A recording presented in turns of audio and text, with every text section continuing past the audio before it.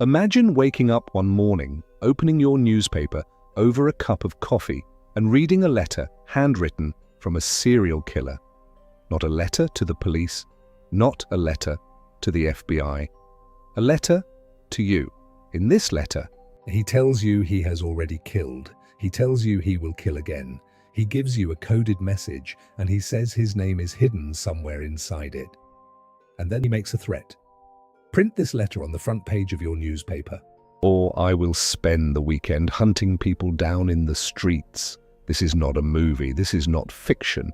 This happened in Northern California in 1968. And the man who wrote that letter, the man who killed at least 5 innocent people, the man who sent coded ciphers that baffled the FBI for over 50 years, has never been caught, not in 1969, not in 1985, not in 2010, not even in 2026. To truly understand the horror of what the Zodiac Killer did, you first have to understand the world he chose as his hunting ground. It's 1968, Northern California, the San Francisco Bay Area. And on the surface, this is paradise. Rolling green hills, the bay catching the light in the afternoons. Small towns where people know their neighbors by name. Teenagers pile into cars on Friday nights and drive out to quiet dark roads, lovers' lanes, because that's what teenagers do. Nothing ever happens out there. It's a world without cell phones, without GPS, without security cameras blinking on every street corner. If you wanted to disappear into the California night in 1968, it was frighteningly easy. Now, look at this map. Because this is important, the Zodiac did not commit all his crimes in one city.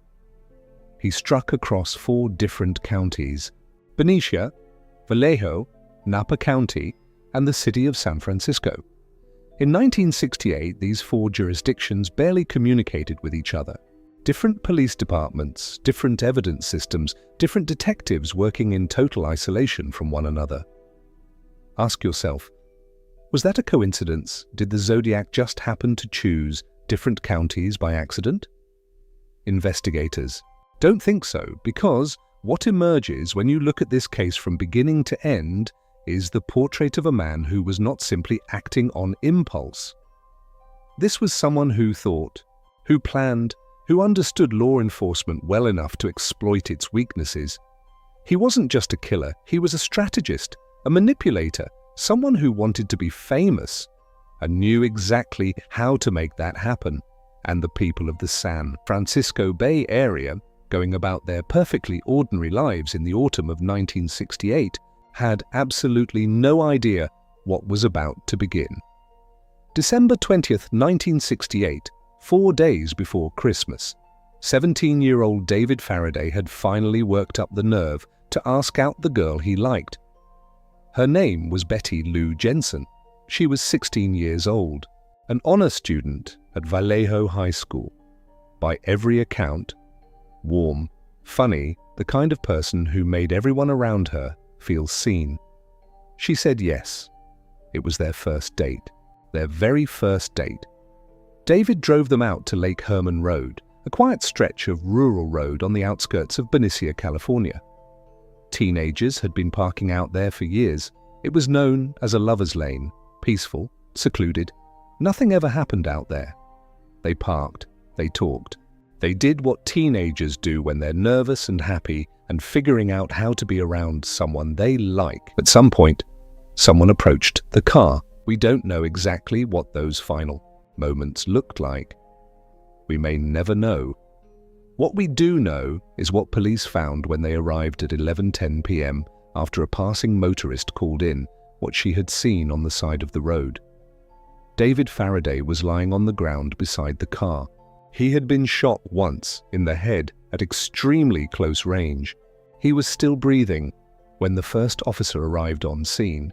He died at the hospital. Betty Lou Jensen had tried to run. She had gotten 28 feet from the car. 28 feet. That's about the length of 2 cars parked end to end. The killer shot her 5 times. In the back. She was 16 years old. It was her first date. Investigators arrived and processed the scene through the night, and what they found was almost nothing. No witnesses, no usable tire impressions, no footprints that could be matched. Shell casings from a .22 caliber semi-automatic pistol were recovered, the ammunition identified as Winchester Western Super X copper-coated rounds. No suspect, no motive, no leads. The only conclusion detectives could reach was that someone had driven out to that road with the specific intention of killing whoever they found there. This wasn't robbery. It wasn't a personal dispute. These two teenagers were strangers to whoever did this. Someone had simply wanted to kill. The case received heavy local media coverage in the days that followed, but with no suspect emerging and no new evidence surfacing, the story faded. The Bay Area moved on, but this was only the beginning. 7 months passed. On July 4th, 1969, Independence Day, the entire Bay Area was celebrating. Fireworks exploding over the water, families out on the streets, barbecues and laughter everywhere you looked. Darlene Ferrin was 22 years old. She worked as a waitress at a local restaurant in Vallejo, and if you ask anyone who knew her, they'll all say the same thing. She was magnetic, warm, the kind of person who remembered your name, your order, and asked about your kids. That night, she picked up her friend, 19-year-old Michael Majot, and they drove to Blue Rock Springs Park on the edge of town. They parked, they talked, and then Michael noticed something. A car had pulled into the parking lot. It sat there, dark, engine off, just watching them. Then it left. Michael relaxed. He figured it was nothing, just someone turning around, just someone passing through. Then it came back. The car pulled up right next to Darlene's. A man got out. He walked toward them, holding a bright flashlight, shining it directly into their eyes, blinding them. Michael assumed it was a police officer. He reached for his registration. That's when the man raised a 9mm handgun and opened fire directly through the car window. Michael was shot in the jaw, the neck, the shoulder, the leg. Darlene was struck multiple times. The man turned and walked back toward his car. Then he stopped. He turned around, walked back, and shot Michael again. Then he got in his car and drove away into the California night. Darlene Ferrin died on arrival at the hospital. Michael Majot survived, and his description of the attacker, white male, heavy-set, round face, approximately 5 feet 8 inches tall, would become one of the most significant pieces of evidence in the entire case. But what happened next? No killer in American criminal history had ever done. 40 minutes after the shooting, at 12:40 in the morning, someone called the Vallejo Police Department from a payphone just over a mile from the park. Dispatcher picked up. The voice on the line was described as calm, flat, almost bored, like reading from a grocery list. The caller said, and I'm quoting directly from the police transcript, "I want to report a murder. If you will go 1 mile east on Columbus Parkway, you will find kids in a brown car. They were shot with a 9mm Luger. I also killed those kids last year. Goodbye." He had called the police himself. He had given them the location, the weapon, the connection to Lake Herman Road 7 months earlier. And then, in under 60 seconds, he was gone. Think about that for a moment. This wasn't a killer acting in the shadows, terrified of being caught. This was someone who wanted credit, someone who needed the world to know what he had done. The Zodiac wasn't just killing people, he was performing, and the performance was about to go to a whole new level. August 1st, 1969. 3 envelopes arrived. Simultaneously, 3 different Bay Area newspapers, the Vallejo Times-Herald, the San Francisco Examiner, and the San Francisco Chronicle. Each letter was handwritten. Each one began the same way. "Dear editor, I am the killer of the 2 teenagers last Christmas at Lake Herman. and I have also killed the 2 people by the golf course in Vallejo. He then provided specific details about the crimes that only the killer and the police could have known. The exact number of shots, what the victims were wearing, the positions of the bodies, information that had been deliberately withheld from the public. This was not a hoax. Inside each envelope, 1/3 of a coded message. Together, the 3 pieces formed a 408 symbol cipher, a strange, dense combination of letters, numbers, Greek symbols, and invented characters. His demand: print these letters on the front page, all of them, by the following Friday. If they didn't, he would spend the weekend, in his words, cruising around killing lone people in the night. The newspapers consulted with police, and they made a decision. They printed the letters. In the follow-up letter, written days later, the killer gave himself a name. He signed it with that crossed circle symbol, like the crosshairs of a rifle scope. And above it, he wrote 2 words that would echo through American true crime history forever.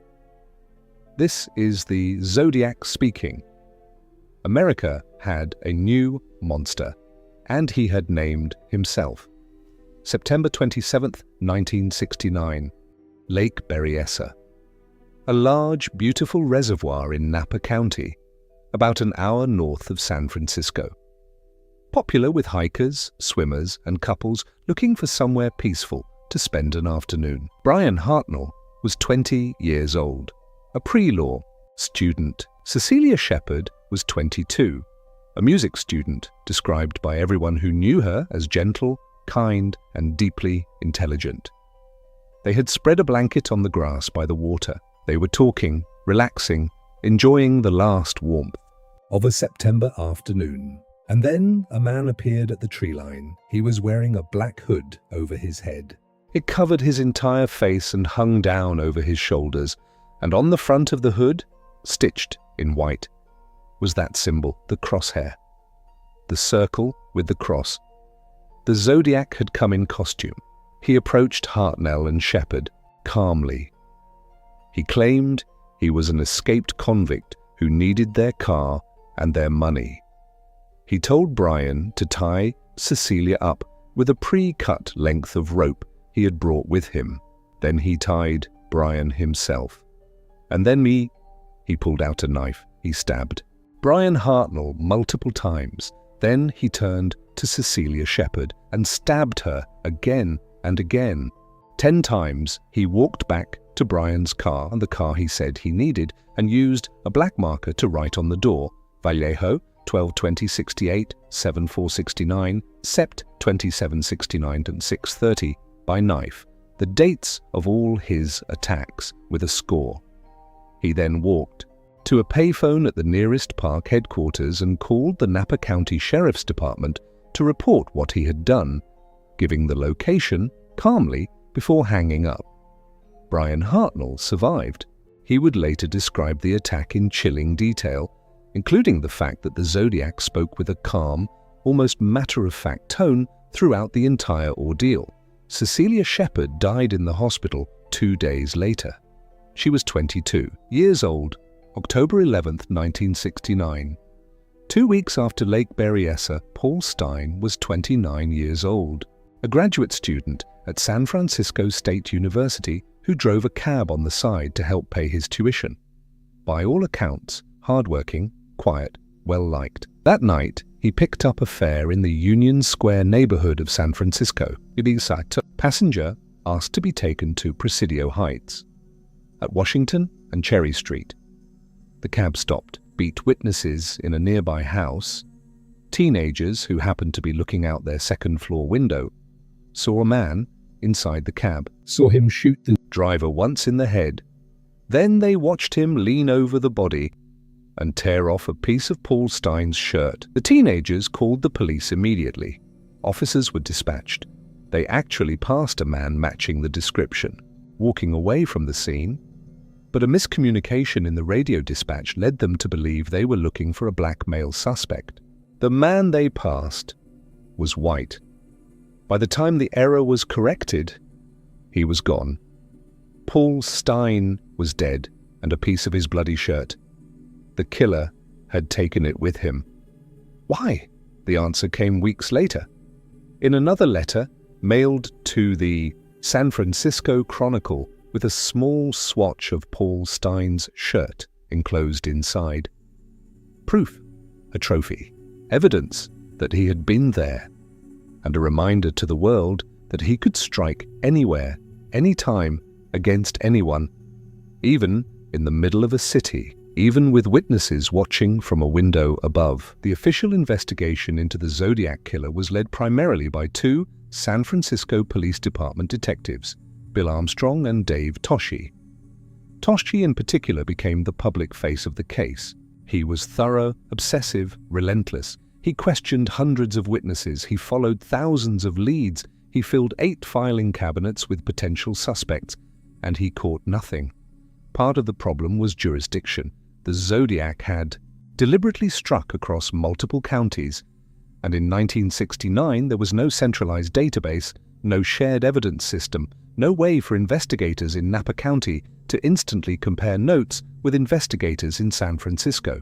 Information moved. Evidence sat in separate offices, and the Zodiac moved faster than the system could keep up.